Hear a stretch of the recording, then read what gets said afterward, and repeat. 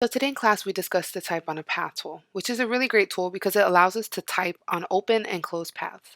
By open paths I mean this, a line that doesn't connect, and closed paths do, so things that you would make with the shape tool.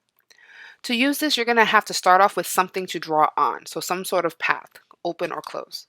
Then to activate the tool we're going to go where the Type tool is, click and hold, and Type on a Path tool should be there.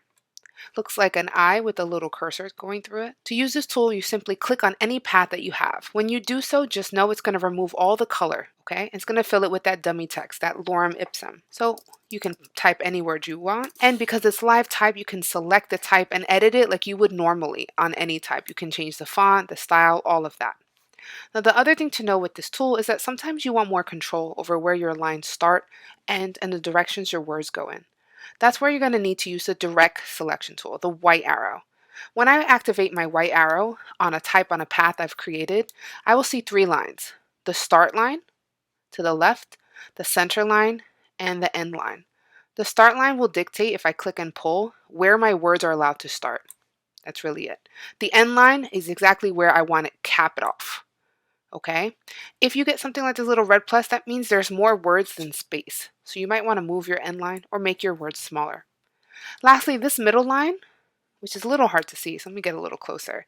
This middle line here will dictate the direction. So when you hover your mouse with the direct selection tool over any of these lines, you'll get a little symbol. And if I pull, I can change the direction my type is going in. It could be above the line, inside the line, going left to right or right to left. Okay? Same goes with shapes. If I take my Type on a Path tool with the shape, I write. I have the control when I go to my direct selection tool to change if the word is going inside the circle or outside, the direction it's going in, where it starts and where it ends. Okay, so these lines are really handy. Now for today's activity, you're going to practice starting off with creating a circle with the ellipse tool and typing the words Type on a Path.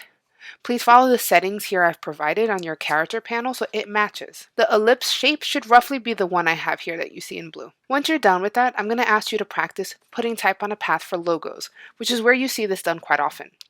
So for example, the logo here on the right is empty and the left has the words organic 3 times.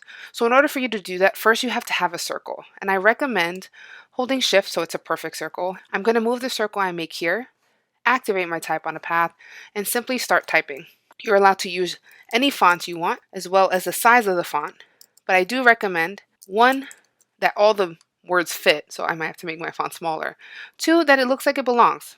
Okay, and I also think matching the color is really nice. Right, that one's pretty simple. The second one's going to require 2 circles, and the reason for that is that the word coffee on top is going left to right and it's on top of the circle, but the word shop is like inside the circle.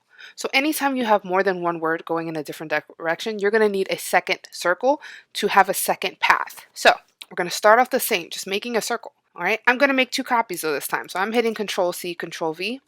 I'm going to place the first circle here and type the word coffee with my Type on a Path tool. I'm going to change these settings to make it look good. Once I'm done with that word, I'm going to bring the other circle here and write the word shop with Type on a Path. Now the problem is shop is going in the wrong direction. So I'm going to need my direct selection tool and I'm going to need to pull this little middle line to go inward. Okay, I'm pulling it inside the circle. Instead of it's out, I'm going inward.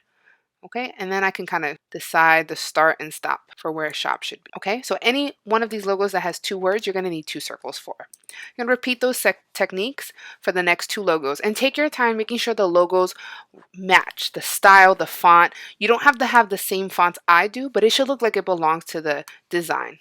Okay.